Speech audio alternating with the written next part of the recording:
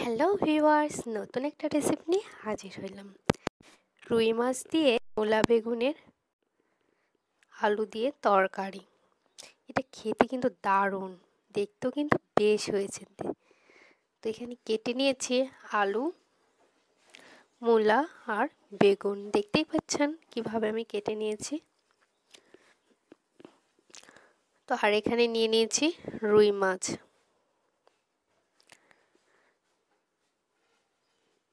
তো মাছটাকে আমি পরিষ্কার করে ধুয়ে নুন হলুদ মেখে গরম তেলে ভেজে নিচ্ছি। গরম তেলে দিয়ে দিয়েছি মাছটাকে ভাজার জন্য। এখন উল্টিয়ে পাল্টিয়ে দুই পাশে ভালোভাবে ভেজে নিব। তো মাছ ভাজা আমার দুই পাশে ভালোভাবে হয়ে গেছে। এখন এটা উঠিয়ে নিব।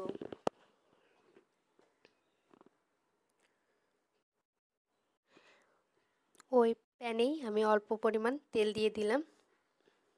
তেজপাতা, শুকনো লঙ্কা, কাঁচা লঙ্কা চিরা দিয়ে দিলাম আর 5 ফোড়ন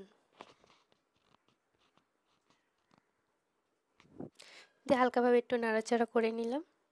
তারপরে আগে থেকে কেটে রাখা পরিষ্কার করে রাখা মূলা বেগুন আলুটাও দিয়ে দিলাম। একটু নাড়াচাড়া করে নিলাম। তারপরে এখানে দিয়ে দিলাম পরিমাণ মতন হলুদ আর স্বাদ মতো দিয়ে দিলাম লবণ।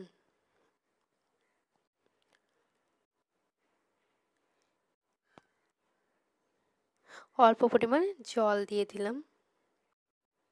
দিয়ে একটু নাড়াচাড়া করে সবগুলো একত্রে মিক্স করে ঢাকনা দিয়ে এটাকে ঢেকে দিব কিছুক্ষণের জন্য। কিছুক্ষণ পর ঢাকাটা উঠিয়ে নিব।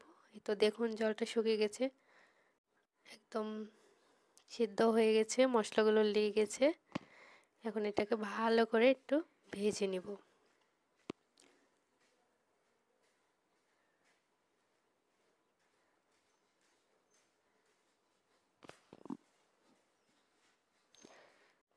আমার ভাজা অলরেডি হয়ে গেছে। আগে থেকে পেস্ট করে রেখেছি এখানে মশলা কিছু, সেটা আমি এখন বাটিতে পেস্ট করে রেখেছি, ওটা দিয়ে দিব। শুকনো লঙ্কার গুঁড়ো, আদা জিরা পেস্ট দিয়ে ভালোভাবে কষিয়ে নিয়েছি। দেখুন তেলটা ছড়িয়ে পড়তেছে তরকারি থেকে। কষানো অলরেডি আমার হয়ে এসেছে প্রায়। এখন পরিমাণ মতন জল অ্যাড করে দিব, যেহেতু মূলা বেগুন আলুর এটা রুই মাছ দিয়ে তরকারি হবে বা ঝোল হবে। এর জন্য পরিমাণ মতন জল অ্যাড করে দিয়েছি ঝোলের জন্য। ঝোলটা ভালোভাবে ফুটে উঠেছে, তখন আমি আগে থেকে ভেজে রাখা রুই মাছটা দিয়ে দিলাম।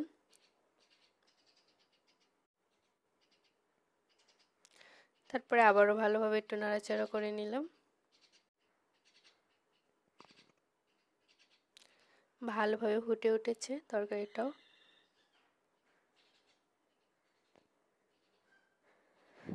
হয়ে এসেছে প্রায়, নামিয়ে নিয়েছি একটি পাত্রে। দেখতেই পাচ্ছেন কালারটা কতটা সুন্দর হয়েছে। দেখতে যেমন সুন্দর হয়েছে, খেতে কিন্তু দারুণ মজা। আপনাদের যদি ভালো লাগে অবশ্যই